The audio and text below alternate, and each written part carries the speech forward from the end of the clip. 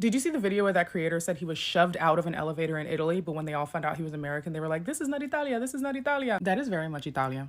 That is Italy with its whole chest. I am so anti-Italy that if I was given an all expenses paid trip to the Amalfi Coast, Rome, wherever, I'm not going. Like I said in that video, thank you for the Renaissance, thank you for Nutella, Gucci, Prada, the other brands I can't afford. Let me tell you one thing.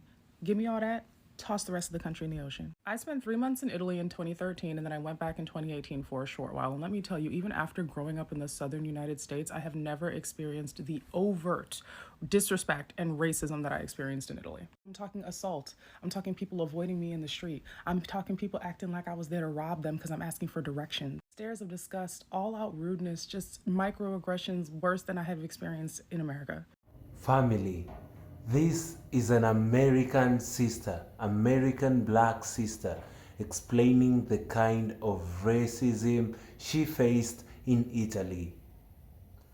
Many a times we always think that the US faces a lot of racism. Seeing our black sister explain why she will never go back to Italy just surprises me a lot, because I have seen a lot of racist incidences in Italy, including the top league Serie A.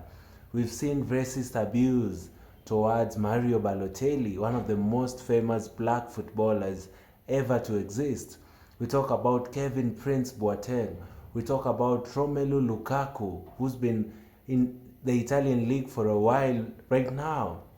And racism against the black people in Italy has just been normalized. It's like an issue that if you do, it's okay. And seeing our black sister from the US explain the kind of racism she faced on the streets and everywhere she was at in Italy just explains how wide racism is accepted, or rather is normalized in Italy. Seeing from the football front, since I am a very good, I just love football, I've seen a lot of these racist abuses in Italy. Sometimes, just like I've mentioned, those three footballers, they've gone through the same. Having to see our sister explain this just saddens me. The discrimination black folks faces in Italy is just insane. It doesn't matter whether you're a citizen of Italy or not. It's about your color, the color of the skin. And we have another black sister who just tried to explain an incident after hiring an Airbnb in Italy. When she left, she went through a lot of issues because of her color. The owner of the Airbnb, or rather the manager, suggested that she was dirty, she did not take good care of her room, and all those negative stuff. And she went on to explain that this is an issue that she faces severally in Italy. And remember, she's Italian, but because of her color, at times she has to go through a lot of racist abuses here and there because of her color. So it's really difficult for a black person to live and work in Italy. These other incidents is of our sister from the US, but this one right here is a sister who's a citizen of Italy but still faces a lot of racism wherever she steps. So let's watch this, then get back to the video, and then we can do an analysis and get to understand the root cause of the root cause of racism in Italy. Let me tell you a story time on how people are crazy. I'm ready to fight because people are crazy, but let me just comport myself and be respectful. I'm in Italy now. One thing about me is I'm Italian, parlo italiano, but not many people know that because I'm black. So when they see me, they think I'm a tourist. I stayed in 3 Airbnbs in Italy. The second one, which was the worst of them all, was in Napoli Centrale, which is the center of Napoli. Now, we stayed there for like 4 days, all good and dandy. We didn't really spend much time in the apartment, but we would leave in the morning, come back in the evening to sleep, right? When we left, we gave them a 5-star review, but as we were leaving, we asked if we could extend the stay. We were like, we don't mind paying for a little bit because our flight was later in the evening. So we were like, no, checkout is at 12, but if we could stay a bit longer, that would be great. The woman said no, because people are coming. So I was like, oh, I get it. Now, as we were leaving, the cleaner was coming to clean the apartment for the next people who would come at 2, I think. She came. Now, she doesn't know I speak Italian. She was speaking Italian on the phone, saying a few racist things, nothing we're surprised about. And then she was complaining. I don't know what she was complaining about, but I was like, listen, I'm going to the next Airbnb that we had booked. So I was like, that's your business. So my sister leaves a 5-star review because this is my sister's account. She gets her review back from the owner. 1 star. Why 1 star, you may ask? The woman, and I quote, says, you trashed the place. The place was so bad, we had to cancel the next guest. Now, I was confused. My sister said it to me like, what? So my sister says, can you explain to me how the place was trash? Because we barely spent time in it, right?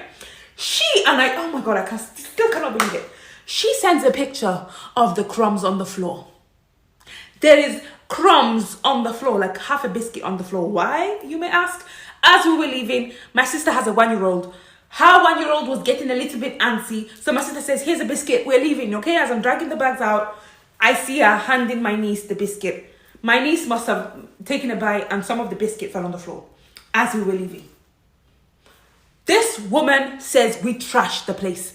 When we asked for proof, and Airbnb asked for proof, she sent a picture of crumbs on the floor. She was like, you left crumbs on the floor. I'm sorry. Now, listen, as I say this, there was no cleaning equipment in the house.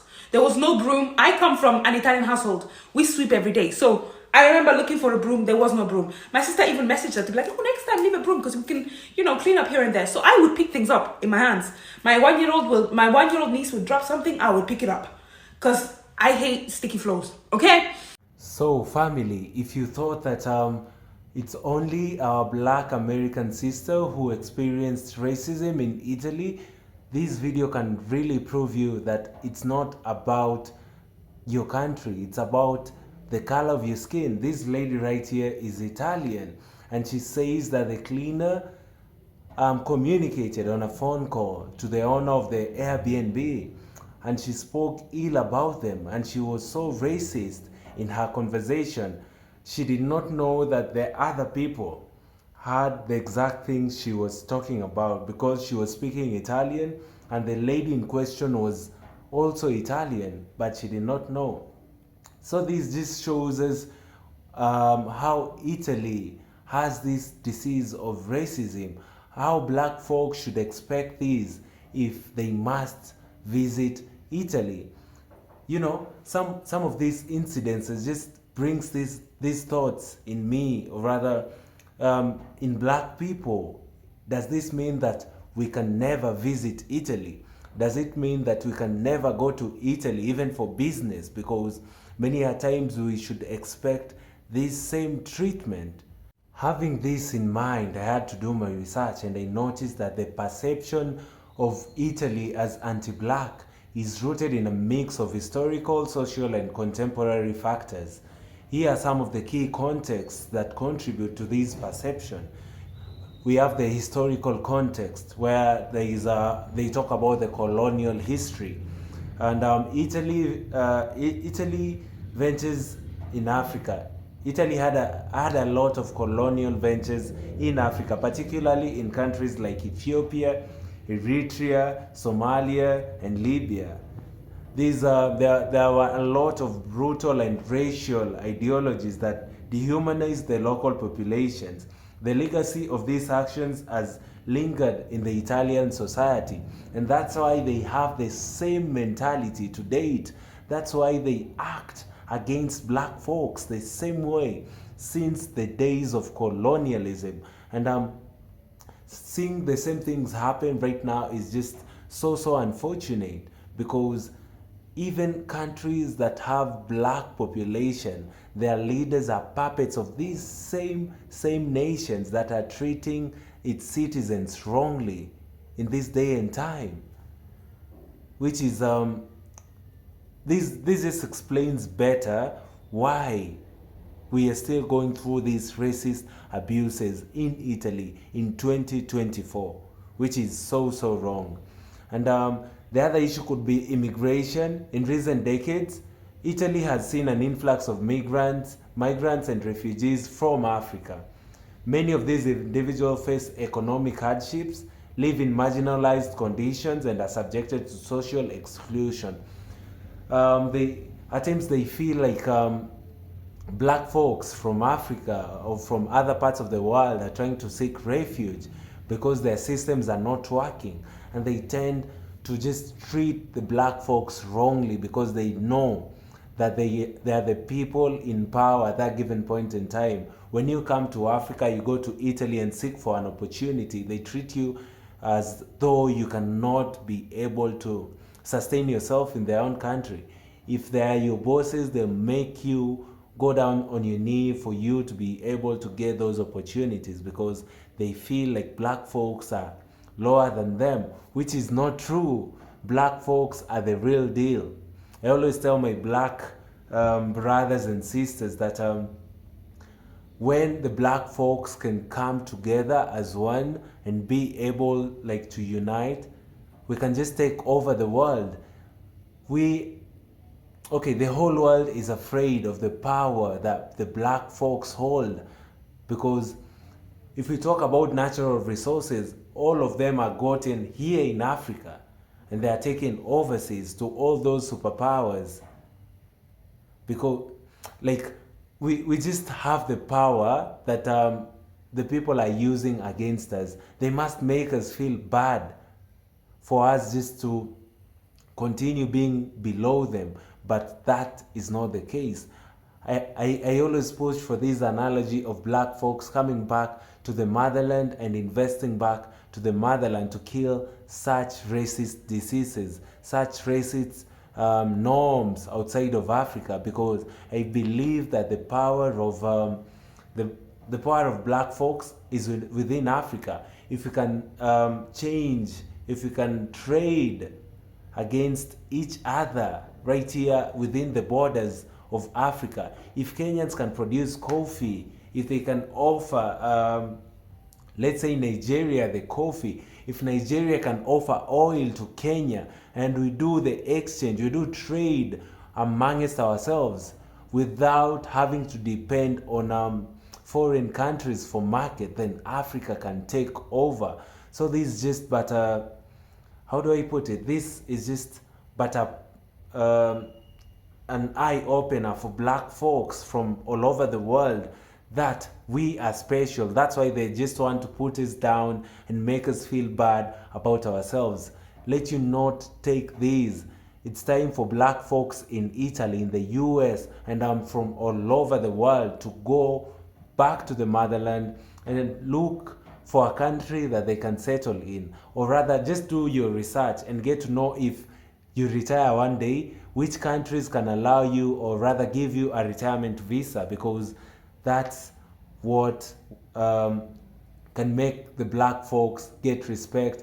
That's what can make the black folks be peaceful in future, because our unity can divide them. Our unity is our strength. So guys, thank you so much for watching this video. Kindly do consider subscribing to my channel.